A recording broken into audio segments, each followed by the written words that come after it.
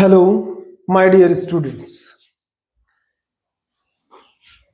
In this video, I'm going to tell you about the new pattern of the question paper for class 11th ISC board. बिल्कुल latest है ये, क्योंकि अभी तक जो pattern चलता था यानी पहले उससे बिल्कुल अलग है। This will be applicable from the year 2025, मतलब जो अब 2026 में जो क्वेश्चन पेपर आएगा क्लास 11th का board exam are for the जो those are enrolled for the 25-26 for this exam class 11th। तो in the half yearly exam, in the board exam, in the annual exam, in class next year class 12, in every means these years the question paper will be pattern of the question paper will be seen. Now this is a Study Bright channel, myself Ashish Srivastava। तो आपको मैं ये बताना जा रहा हूं कि ये क्वेश्चन पेपर में क्या बदलाव हुआ है, इसके पैटर्न में क्या चेंज हुआ है। So just you listen and write in the copy that कि बार बार आपको वीडियो न चलाना पड़े, इसको आराम से ध्यान से सुने, क्योंकि बहुत सारी चीजें ऐसी भी हैं जो मुझे आपको बतानी है कि जो इस पे नहीं लिख पाया हूं उसके दूसरे तरह से बतानी है ओरली। तो सबसे पहले तो इसमें 2 सेक्शंस होंगे, एक थ्योरी पेपर का और एक project and viva. Project and Viva for the 20 marks means you have to make the 2 project files. 2 project file which will be given, the topic will be given by the teacher. तो आपको उन topics पे 2 file बनानी है अलग अलग separate files, और उसी प्रोजेक्ट फाइल और वाइवा उसी प्रोजेक्ट फाइल पे वाइवा होगा। The teacher will take the Viva and then the marks will be allotted, that is 20 maximum marks। मतलब आपको 20 मार्क्स में से जो भी मिले वो प्रोजेक्ट और वाइवा पे बेस होगा। For the viva the date will be given by the teacher during means in the half yearly exam and in the annual exam also. तो दोनों एग्जाम में वाइवा होगा और उस तरीके से आपको प्रिपेयर करना है प्रोजेक्ट फाइल के बेस पे। Secondly now we come to the main point, that is theory. 80 marks theory. This is 3 hours paper, 3 hours 3 घंटे का पेपर होता है, लेकिन 15 मिनट्स आपको एडिशनल टाइम और मिलता है to read the question paper, वो काउंसिल की तरफ से प्रोवाइडेड है। तो reading the question paper 15 minutes extra, that time you will use only to read the question paper. You will not write anything on the question paper as well as on the answer sheet. मतलब सिर्फ आपको question paper पढ़ना है, ठीक है, लिखना नहीं।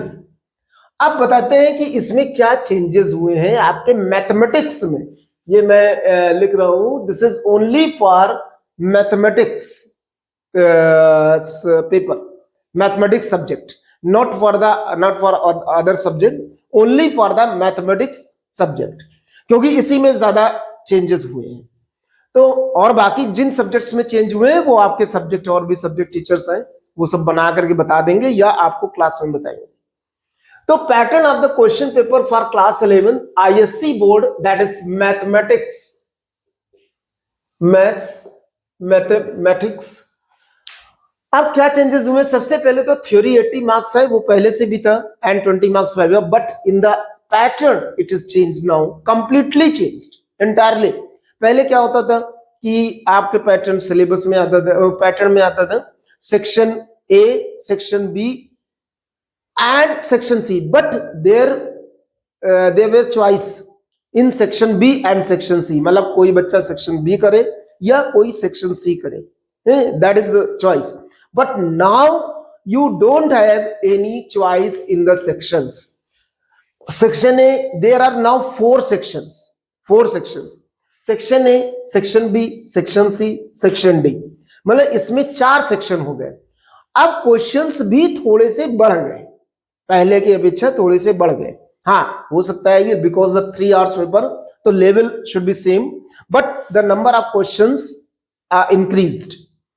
कैसे इंक्रीज हुए? पहले ऑल टुगेदर 36 क्वेश्चन, मैंने जो पहले के क्वेश्चन पेपर जो उसमें सॉल्व कराता था बच्चों को, यह देता था 11th और 12th में, that is all together with part including parts that are the 36, और अब आपके हो गए 39, तो 3 क्वेश्चंस बढ़ गए। लेकिन चिंता करने की बात नहीं है, that is the time is sufficient, that is 3 hours। तो and the questions also the not the very tough, that is a moderate type questions, easy type questions, not difficult. You cannot say the difficult every day, क्योंकि कभी difficult नहीं आते, हमेशा logical आते। थोड़ा आपको deep study करनी पड़ेगी और उसके बारे में जानना चलेगा। Concept should be clear. अगर मैथमेटिक्स में कॉन्सेप्ट क्लियर है तो आप कोई भी क्वेश्चन आराम से कर सकते हैं। अच्छा, अब हम बात करते हैं section A. There are the 20 questions, mean section A question number 1 having 20 parts होंगे। उसमें पहले 14 पार्ट यानी 1 to 14 पार्ट आपके एमसीक्यूज होंगे, यानी कि आपके कितने होंगे? 14 पार्ट आपके एमसीक्यूज होंगे, यानी आपको 4 ऑप्शंस दिए जाएंगे। उन 4 ऑप्शंस में से कोई एक करेक्ट होगा। That only write only the option, do not try to solve, means write the main solution as the main, मतलब उसको मेन सॉल्यूशन की तरह नहीं दिखाना। आप रफ में कर सकते हैं अपने सॉल्यूशन को आंसर लाने के लिए, but you can not means no need to show as main solution. तो सबसे पहले आप करना कैसे है ये बताएं। जैसे क्वेश्चन नंबर 1 फर्स्ट पार्ट है, आंसर आपका बी सही है, बी ऑप्शन सही है, तो just write the option B and the answer कि बी ऑप्शन में क्या लिखा हुआ है। Solution not required for the MCQs. Okay, तो 14 पहले के शुरू के 14 पार्ट आपके क्या होंगे? एमसीक्यू, सब 1 मार्क होंगे, यानी 14 मार्क्स हो गए।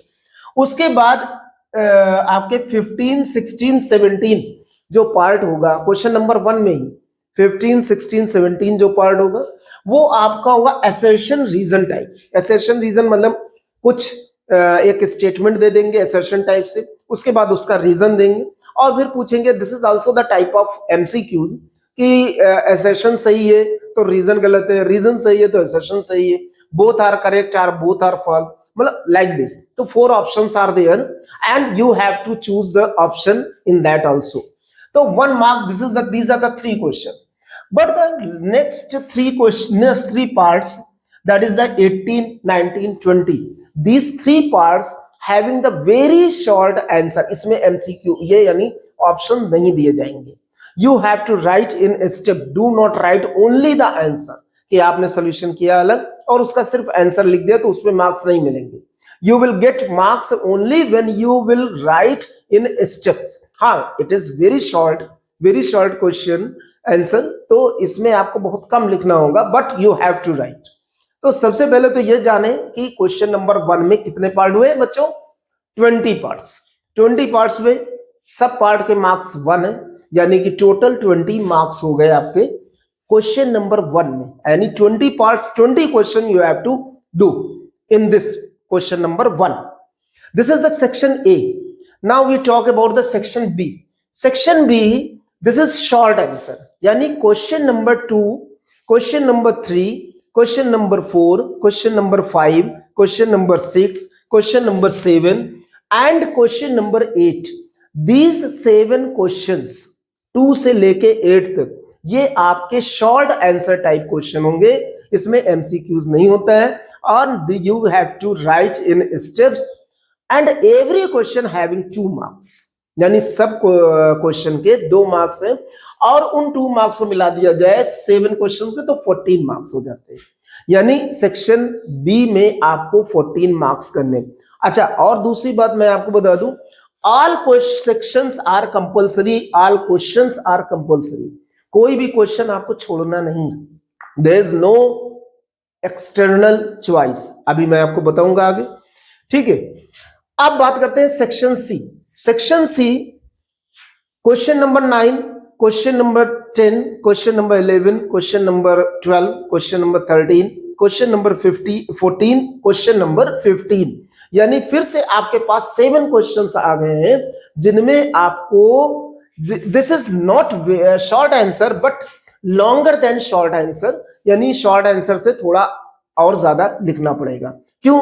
Because the marks are increased, that is 3 marks each.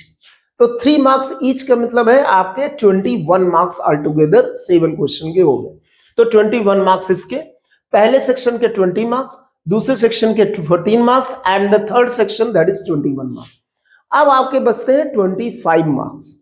इसके लिए section D is there and question number 16, question number 17, question number 18, question number 19, question number 20.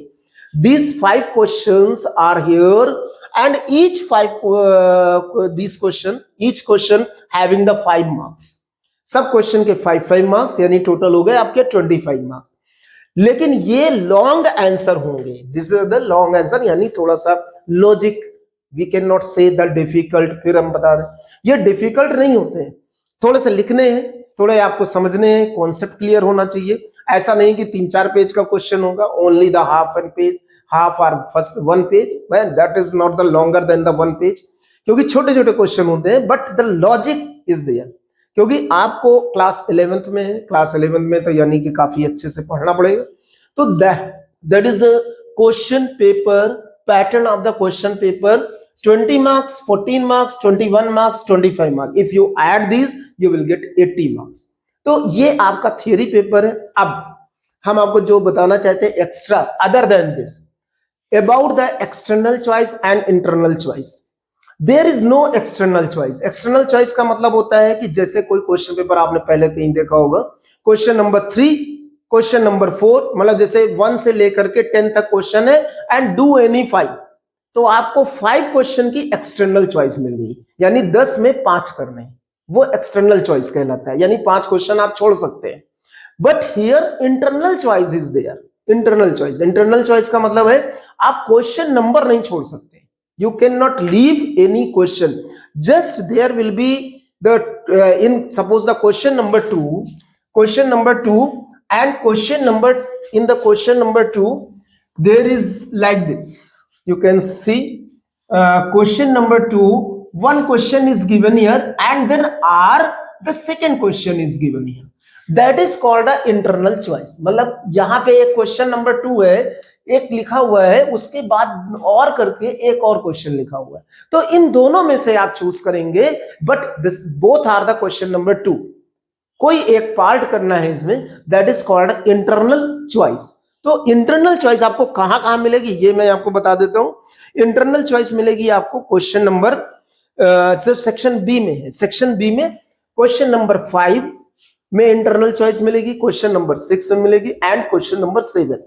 5, 6, 7 these 3 questions in the section B में आपको internal choice मिलेगी 5, 6 and 7 question number में।